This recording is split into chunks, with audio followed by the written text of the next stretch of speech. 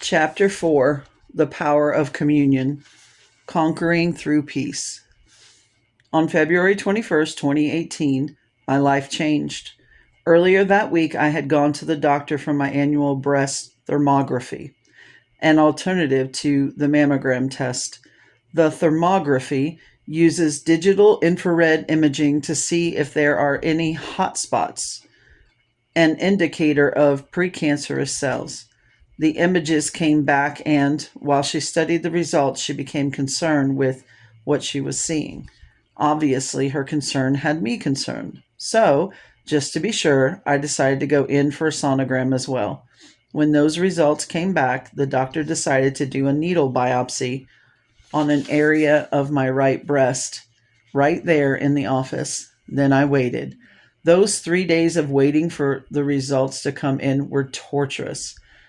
There's nothing like not knowing to leave you feeling powerless and absolutely dependent on God's word. Deep inside, I felt like I knew what the doctor was going to tell me, but I began to pray and believe that whatever had grown inside of me would disappear. 3 days later, the doctor called me into his office and told me that there was cancer in my right breast. But I was a healthcare advocate. I had written an entire book on health and wholeness called Healthy and Free. I had lowered my blood pressure through diet and exercise and had lost 8 dress sizes in the process. I was careful with everything that I put in and on my body. I'd never felt healthier. So it all felt like some sort of cruel joke to hear the doctor say the C word. I decided to meet with a top surgeon here in Reading. I wanted a second opinion. She sent me to have more testing done and ultimately agreed with the first doctor. I had cancerous tumors growing in my breast. In addition to the scanning for cancer, I also had my DNA tested. There was a history of breast cancer in my family, so I wanted to see if I had a genetic predisposition for the disease. The test showed an anomaly on one of my genes, basically letting me know that there was a chance this could reoccur. After the first doctor's diagnosis, I had already discussed having surgery to remove the two tumors. But when I got the results of the DNA back, I decided to have both breasts removed. Even though it was a more invasive surgery, I knew that having a double mastectomy would help me to maintain my peace in the days to come.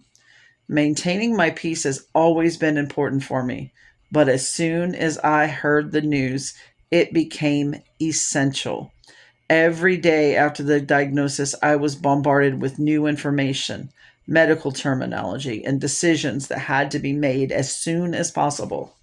My doctors were wonderful, but every aspect of this circumstance felt like it was attempting to steal my peace.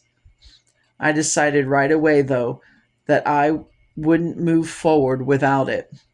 Several years before, a good friend of ours had gone through cancer and beaten it. He wrote a book about his experience called Kisses from a Good God, and I began to experience just that. Even on that very first day, when I walked out of the doctor's office with cancer ringing in my ears, I felt a kiss from the Lord. As I walked out that door feeling scared and overwhelmed, I asked Jesus, "What do I do?" I heard him say, "Just love me." A wave of his peace came over me, and I said back to him, "Okay, I can do that." As I drove home on that first day, I just kept hearing him say, "You're going to be okay." I clung to that promise. And so the journey began. Every day was a choice to walk in peace. I knew the peace that I was looking for because many years before I had experienced it in heaven. Let me explain. I was at a retreat with Judy Franklin. I mentioned earlier that Judy has worked for Bill and me for over 20 years, but she is also highly anointed in taking people on heavenly encounters. She leads people in encounters with the Lord in which they get to experience heaven with him. It's a powerful gift. At this retreat, Judy was speaking, and at the end of her message, She had us all lie on the floor, and she began to take us on a journey to heaven. I was lying on the floor, my head underneath a chair, visualizing Jesus.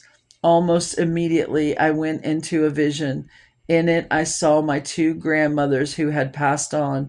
One of my grandmothers was a large German woman with a powerful open mouthed laugh. When I saw her in heaven, that's exactly what she did. My other grandma had been a wonderful, sweet woman who had taught Sunday school for 25 years. She always had little children around her, and when I saw her in heaven, she looked exactly the same. It was so special for me to get to see them, but I also realized that I was experiencing something I had never felt before. It took me a while to put my finger on why I felt so different, but suddenly I thought to myself, wait, this must be heaven's peace. I like this.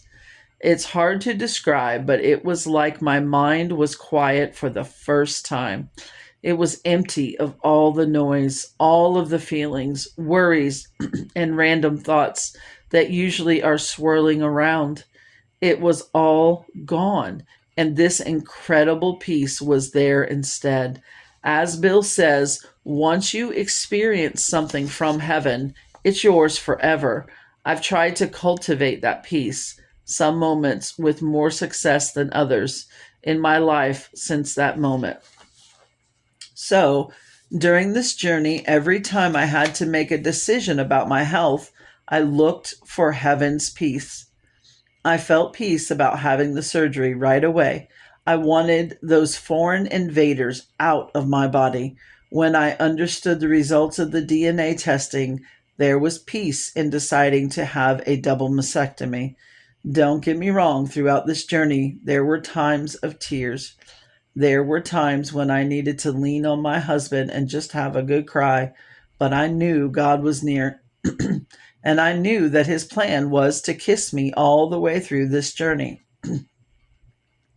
I began to see those kisses, those little things that God would bring along the way to encourage me, to remind me that he was watching over me, and to tell me that he loved me. One of the first kisses was from a family member who had a dream about me. In part of the dream, she saw me bending over and picking up my diagnosis. As I picked it up, it turned to a sword in my hand. Rick Warren says anybody can bring good out of good. Only God can bring good out of bad. I felt like God was telling me that this journey would be a victorious one. And once this journey was over, I would have a weapon of his faithfulness that I could bring into battle. A few days later, this same family member brought me a few gifts to encourage me. She included a necklace that had a collection of charms and pendants strung together. One of the charms was a lovely compass. She told me that she didn't know why she had picked the necklace with the compass on it, but it had felt right for me. I loved the thoughtful gift, especially the compass. Compasses had been special to me for a while. They spoke to me in a reassuring way about God's presence in my life. My birthday is in August, and back around that time, I had seen an artist's work on Instagram that really stood out to me. It was a beautiful watercolor with a compass painted in ink over a wash of different colors. I had mentioned how much I liked this piece of art to our daughter Leah, so she secretly had it made for my birthday. More than 6 months went by, and after the diagnosis and after I had received the gift of the necklace, Leah received the painting. For a while, she kept forgetting to bring it by to give me. She surprised me with the beautiful picture and apologized, saying she wasn't sure why it had taken her so long to bring it over. The artist explained that she also had a hard time completing the painting. She felt like there was a lot of warfare going on with the completion of the piece, and she didn't understand why. But God knew. When Leah commissioned the artwork, neither of us could have predicted that I would be going through more than half could have predicted what I would be going through more than half a year later. But it came at the perfect time. As soon as I saw the painting, I knew that this was another kiss from God. He was speaking to me through these gifts from my family. He was telling me that He was my compass. My job was just to stay focused on Him, my true north. Taking communion became one of the kisses from God. I had experienced the power of doing this during Bill's journey back to health, and I grabbed a hold of it during this time. Communion became an everyday thing for me. I would take the juice and the bread, remembering all that Jesus did for me. I would hold on to the promise of healing given to me through his death and resurrection. And along with this tradition of taking communion and applying our healing, there came over me a great peace and assurance. He was taking care of us, of me. He had already taken care of everything I needed him to on the cross. I could rest in him. I knew that if I kept my peace, there would be victory at every turn, in every decision. Whenever I took communion, and sometimes it was 3 times a day, it would help me stay focused on Him. His promises would steady my heart. When I was much younger, I dealt with crippling self pity. It used to envelop me and drag me down into a deep depression. At 18 years old, I remember crying out to the Lord. I didn't know how to handle the depth of what I was feeling. I knew it wasn't from God, but I didn't know how to live carrying that kind of heaviness. One day, while in the bathroom, I prayed a desperate prayer to God. If you don't do something to help me, I don't know what's going to happen to me. Instantly, as I walked out of the bathroom, I was delivered from that spirit. It disappeared and has never returned. Even though I have been free from self pity for over 40 years, I dealt with it for so long that I still know what those thoughts feel like. Throughout this health journey, there were times when I could hear self pity knocking on the doors of my mind. It's a horrible feeling. I had committed years ago never to fall into it again. I had to consciously choose not to agree with that spirit and instead focus on the Lord. Communion was an anchor for me. Whenever I was feeling fear or self pity trying to creep in, my focus had to stay on Jesus. When we take communion, we are aligning ourselves with God. He suffered in the most extreme ways in order to bring us life and freedom. There's not really room for self pity when we're focused on that reality. From the very beginning of my health journey, I had decided that I would not have chemotherapy or radiation. My doctors were encouraging me to have both of those things done, but I had no peace about it. So I knew that that was not the road I would take. When I told my doctors, they said that they understood.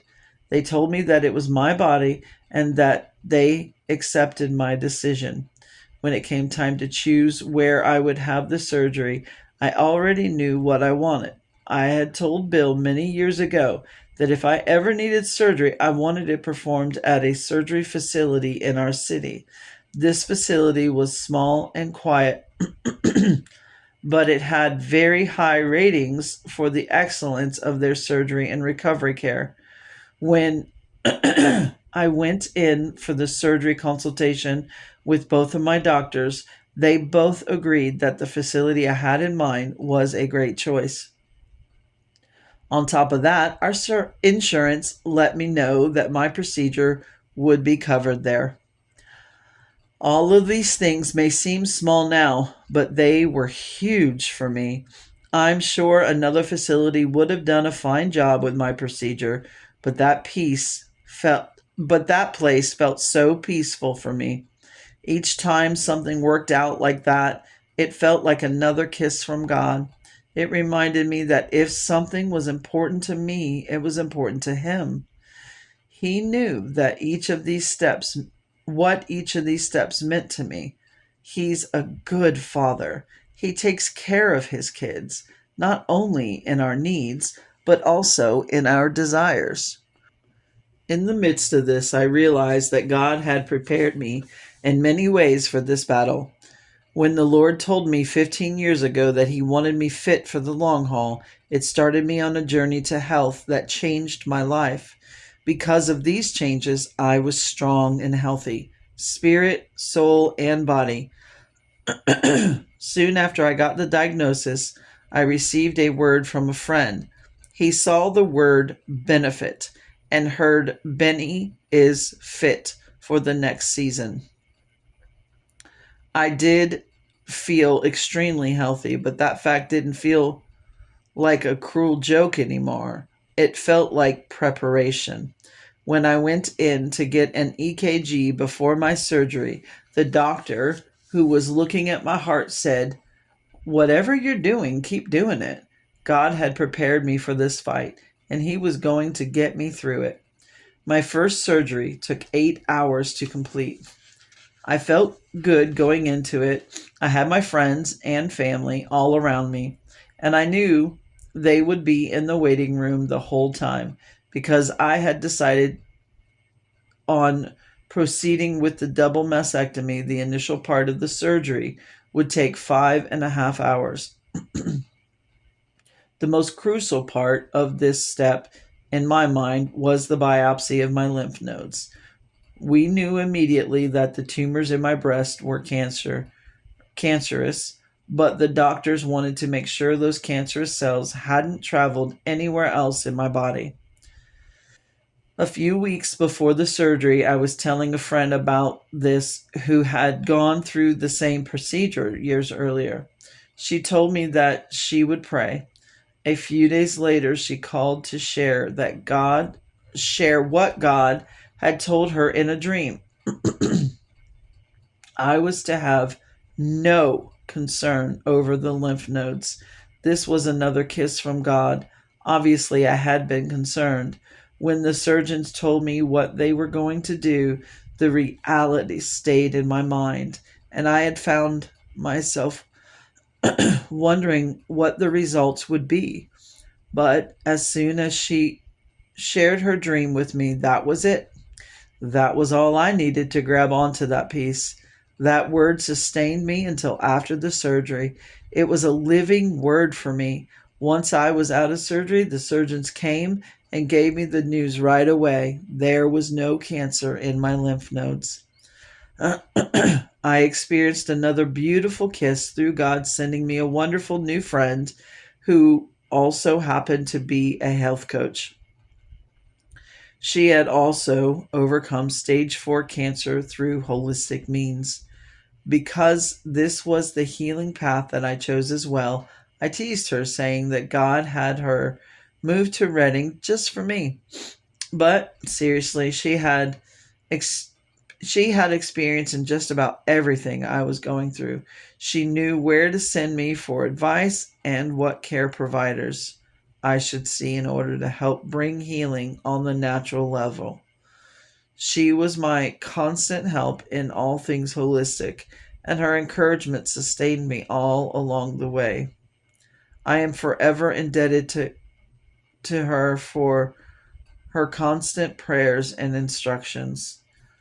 On her advice, we both ended up going to an amazing holistic clinic in Spain, the Hilu Institute, run by Dr. Raymond Hilu. Honestly, it took me a while to find my peace to go there. I didn't want to leave my family to travel halfway around the world for 2 weeks. The list of holistic treatments was intimidating, and this was a doctor I didn't know. So I just waited. I knew by this point that I wasn't going to do anything without peace. So either I wouldn't go or the peace would come. After a few months, my health coach brought it up again, saying that she would travel with me to Spain. She wanted to undergo another round of treatments for her own care. Soon after, the peace came and we made the decision to go. During this entire process, communion became my frequent morning ritual. It was something that I hung on to through all of the different doctors' reports and decisions that needed to be made. Spending that time with Jesus, recognizing Him, and receiving my healing made all the difference in the world. Some mornings, especially when we were in Spain, I would join with my health coach and we would take communion together. It was a wonderful time for both of us, committing our lives and our care to Him. I truly believe that this daily alignment was a large part of my healing process. As I write this, I am walking in health. The doctor's reports continue to be excellent. I will never forget the prayers I received. There were so many people throughout this journey who sent me messages telling me that they were praying and taking communion for me, people from all over the globe. It's humbling and beautiful to be covered by so many believers. I will always remember this journey, all of my kisses from heaven, and how communion continues to play a pivotal role in my health and in my life.